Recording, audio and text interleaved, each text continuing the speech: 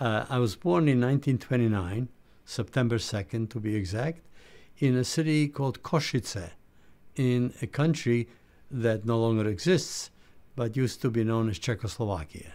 The home I grew up in was a modern Orthodox home. It was, in one sense, not unusual for then. We had 3 generations living in the same house. My mother's family was located in that area for, I would say, at what I know, at least 3 or 4 generations. My great-grandfather was actually a landowner, and he had sharecroppers, as you can imagine. And from what I'm told, he was a very rather well-to-do individual. I was also told he was very witty and very well-respected man in the community. My memory is that my grandfather and grandmother owned a piece of land not too far from town.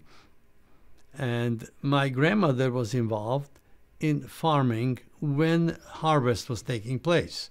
In particular, when the potatoes were to be taken out of the ground. Eventually what happened is my grandfather and my father went into business together. They owned a lumber business. Basically, unlike Home Depot, they had a single product that they would make, railroad ties. They would buy chunks of land, maybe 10, 15, 20, 100 acres, the trees really, not so much the land. They would then work. People would come in, take down the trees, produce railroad ties out of them, and then ship them all over Europe. Of course, to Germany, including England, by the way. So it was a fairly lucrative business.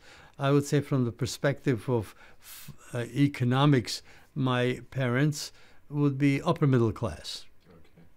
Okay. The railroad ties are necessary to run the transportation system. And of course, they don't last forever, so they have to be replaced every so often. So in a way, you might say that my father's business supported the transportation of Jews to concentration camps and death camps in a sort of weird sort of a way. My first encounter with where I knew that I was a Jew and I was different was really in 1939.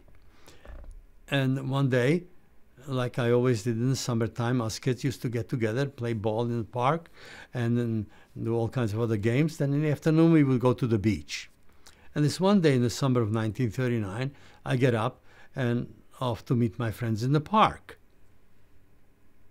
But I look at the entrance to the park, and there's a huge new sign.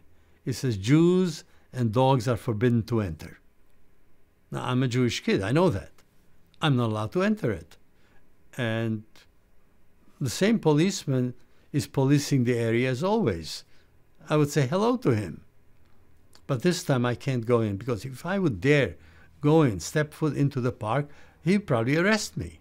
He would arrest me, because by law, that's what he did. He enforced the law, and the law was simple. There's a sign, no Jews allowed, therefore you can't go in. Now, as it turns out, that same afternoon, I went to the beach. Get my swimming trunks, I go off to the beach. And I have a summer pass. As I approach the gate, the man in the little booth says to me, I can't go in. I say, what do you mean I can't go in? I have my pass. He said, well, you're a Jew. We no longer allow Jews to enter the beach. Now, the net result of it was that us Jewish kids, because after all, the beach was on the side of a river. So above the beach and below the beach was the same river. So we would go a half a mile north and go swim there. But only Jewish kids, of course. It was the normal conversation at the dinner table. This is what was discussed at the dinner table. So obviously I knew persecution of Jews is taking place. Now, by 1939, of course, Czechoslovakia as a country no longer existed. At this point, it was a new country called Slovakia. Because when in 1939, when the German army entered Czechoslovakia and dismembered it basically, the Czech part, which is now the Czech Republic, became part of Germany, euphemistically called as a protectorate. The eastern part became part of Hungary, whereas where I lived became a new country called Slovakia. Now, the unique aspect of Slovakia was the fact that it had a very large fascist party, and they were elected to run the government. It got a new government, which was elected by the people, by the way, the Hlinka party, and they began to legislate anti-Jewish laws. And the first law that affected me that I knew had to do with the fact that I couldn't go into the park, nor could I go to the beach. And it continued in that fashion. Very soon, Jews had to be identified on the street. Now, the first identification was we all had to wear a yellow band around our left arm. And eventually it morphed into wearing a yellow star on the outside of the clothing. The next thing that took place is the fact that the Jews were no longer allowed to be outside on the street at night. So once it got dark, Jews could no longer be out on the street. And if you did go, of course, you could get arrested. Other things of that nature, for instance, we had a movie house. At one point, you still could go to the movies as a Jew, but there was a separate area which is for Jews only. And once, of course, those 1 or 2 rows of Jewish bench, so to speak, were filled, no more Jews could go into the movie. We did have a radio, of course, but the radio was shortwave, and we would listen to programs. The one which, of course, I was very excited about is when the soccer games were taking place, particularly international soccer games. I was also interested in what was happening in Berlin in 1936, namely the Olympics. So it was very fascinating to me.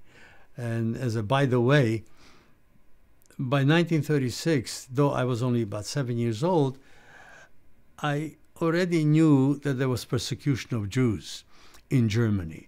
The way I knew that, from a practical perspective, that the number of people moved into town, into Czechoslovakia in 35, 36, and 37, who originally came from Czechoslovakia, went to Germany right after the war, and eventually came back because there was persecution of Jews. Max Schmeling was a German fighter. And, of course, during the Olympics, you always have boxing as part and parcel of the Olympics. And here, Joe Louis knocked Schmeling out. And that was sort of joyous. I did root against Germany. I think the thing that is in my memory so clearly is when Joe Louis knocked out Max Schmeling. It was very joyous to me, because that indicated that Germany is not the ultimate power. What's interesting, though, is, of course, as most of us know, that when the prime minister or chancellor attends the games and people who win the gold medals, they shake hands, of course. Adolf Hitler would not shake hands with Jesse Owens because he was black. To understand what was I doing as a 14-year-old and a 15-year-old in a concentration camp and death camp? What crime did I commit? Well, my crime was very simple. I was born a Jew of Jewish parents and Jewish grandparents. Now, who were the people who were guarding me? They were ordinary people. Who were the people who were there to make sure that millions of Jews are being murdered? Who did this? Ordinary people.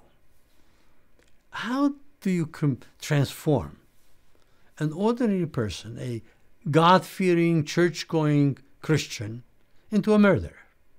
Because that's what it was. Well, you do it through a set of steps. The first thing you do, you pick a group like the Jews, and you ascribe to them characteristics that are immoral, that are hurting your country. God was part of my existence. Now here I am in this horrible place. Down deep in my soul, I knew that what's happening to me was done by man. I did not see God around. I saw men who were forcing me to be inside an enclosure, men who were beating me up, men who are murdering other people by the thousands. I knew enough theology that man has free will. That much I knew from the Bible. God says, I give you life and I give you death. Choose life. For whom? For yourself and everyone else. So man has that choice. When he imposes evil and death on others, it's man's choice. I can't say, well, I stole $10,000, the devil made me do it. Try and use that excuse in court. See how far you get.